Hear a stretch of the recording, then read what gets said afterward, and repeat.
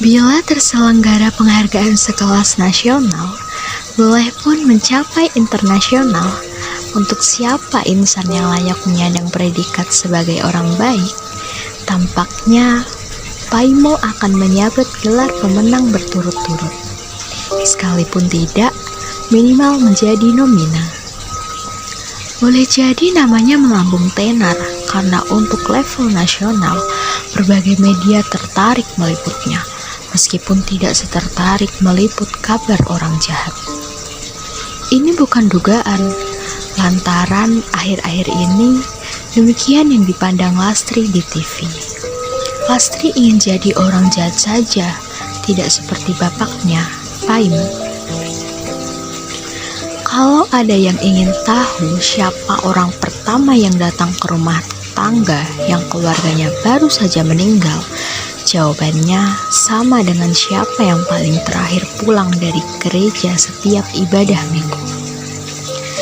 Tidak ada bedanya pula yang terjadi pada sosok itu ketika pengumuman kerja bakti menjelang Agustusan di RT terdengar lantang lewat toa masjid. Secepatan kilat cahaya, begitulah hatinya tergerak. Ia langsung lupa diri dan mengingat orang lain. Gusman, santai saja jalannya. Kayaknya kamu baru pertama kali di sini. Sudah beres itu, kita tinggal ungkang-ungkang kaki. Justru karena itu, saya tidak enak hati. Jawab orang yang disapa Gusman itu setelah kepalanya menengok ke belakang, memandang 4 pemuda yang santai nian langkah kakinya. Gusman menyegerakan diri menuju balai warga. Dari kejauhan, samar-samar terbayang seseorang berumur sepertiga abad di halaman balai. Tangan kanannya mengayunkan sapu lidi sementara tangan kirinya memegang pengki. Seperti kebanyakan orang, punggungnya membungkuk. Suara srek-srek daun-daun coklat kering yang terseret menyatu bersama gurukan ujung lidi di jalan. Kapan kamu datang? Cepat sekali, ujar Gusman. Sebetulnya Gusman tak perlu bertanya, lantaran orang se-RT pasti tahu jawabannya, tak terkecuali dirinya. Namun Gusman tak pernah berhasil menemukan pertanyaan basa-basi lain, sebab dirinya tak sempat lagi berpikir karena lelah dari tadi capek berlari. Gusman pun sebetulnya tahu, lelaki di depannya tak pernah segera menjawab. Sebelum halaman balai bersih dari segala noda, bibir tebal lelaki itu berwarna hitam terus tertutup rapat. Lagi.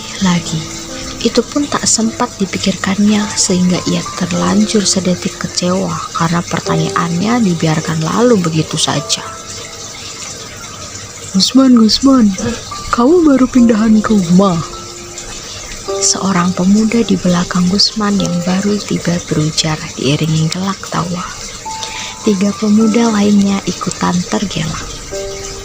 1 dari 3 pemuda itu menepuk pundak Gusman. Ia merasa tidak heran dengan apa yang dilihatnya, karena hampir demikian yang ia saksikan setiap selesai ibadah minggu. Paimo, yang baru saja tuntas menyapu halaman balai tanpa mengeluh, sama rajinnya ketika membersihkan lantai gereja. Paimo akan memastikan bahwa setiap jemaat sudah meninggalkan ruang ibadah hingga kosong, untuk kemudian menempatkan kembali piranti kebaktian pada tempatnya. Kantong kolektor, kaki dian, kotak persembahan, karpet doa, termasuk setiap inci dari kaki bangku-bangku jemaat tertata lurus dengan arah upin lantai, dirapikan mengalah ke posisi altar. Bapak ngapain sih? Sibuk ngurus-ngurus orang. Kita ini masih miskin. Urus diri saja dulu, baru urus orang. Lastri membentak orang yang muncul di hadapannya setelah ia membuka pintu rumah.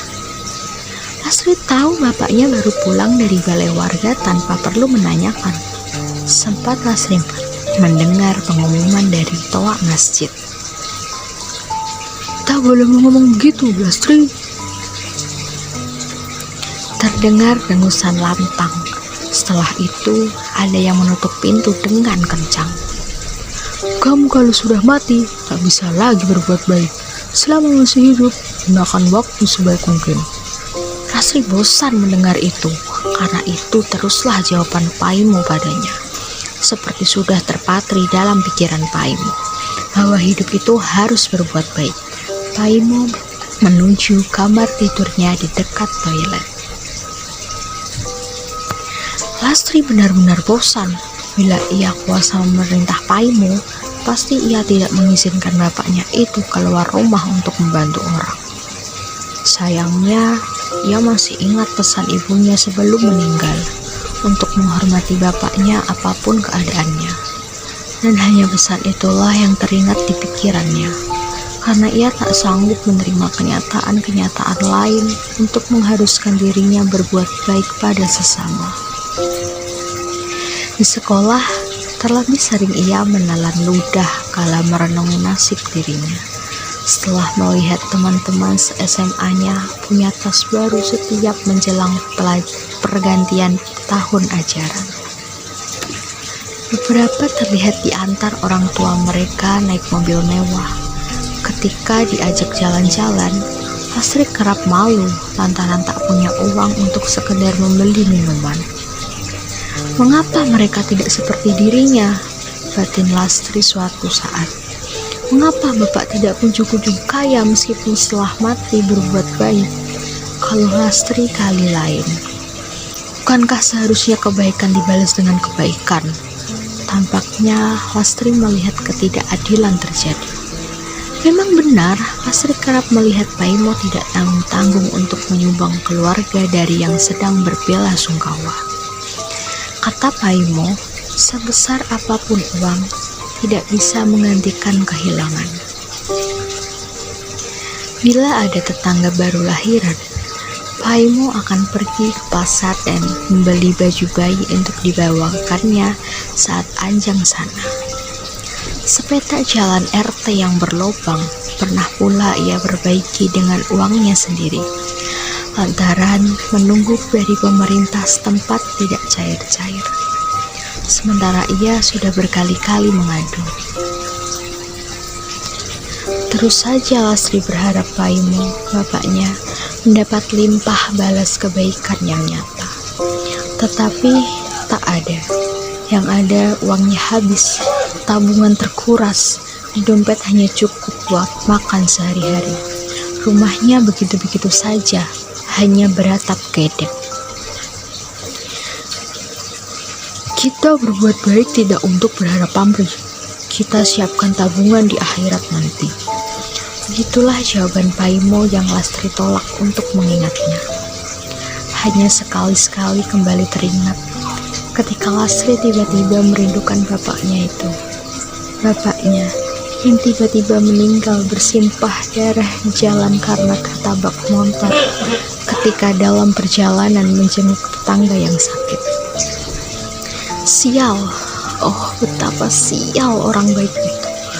Buat apa berbuat baik tanpa mendapat imbal baik yang nyata? Bukankah seharusnya orang baik mendapat penghargaan? Dunia tempat Lastri berpijak menolak mengiyakan. Sungguh jarang Lastri mendapatkan tontonan jasa-jasa orang baik terpampang di TV.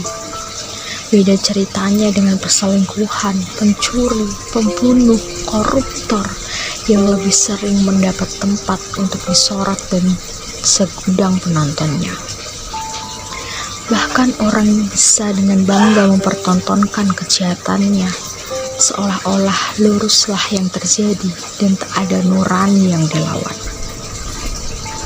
Meskipun Lastri tahu bahwa orang tua dari salah satu teman sekolahnya itu adalah koruptor, tetap saja Lastri iri dengan temannya itu yang begitu mudah mengeluarkan uang sekaligus mentraktir makan dirinya di mall sepulang sekolah. Lastri sangat ingin seperti itu. Lastri muak melihat perbuatan baik tak ada gunanya karena bapaknya pun cepat mati. Sementara koruptor, orang tua temannya itu masih berumur panjang bahkan setelah bebas dari penjara. keluarga temannya itu malah semakin kaya dan sekarang menetap di luar negeri. Astrid tak mengerti, benar-benar tak mengerti, mengapa bapaknya semasa hidup terus berbuat baik. Astrid ingin jadi orang jahat saja. Begitulah yang tersimak dalam hati seorang gadis yang sedang beranjak dewasa. Sementara di suatu tempat, entah-entah berantah, dalam keadaan yang sebegitu ramai, dalam sekelebat bayangan, arwah Paimo menatap ke bumi. Matanya terbayang membasah.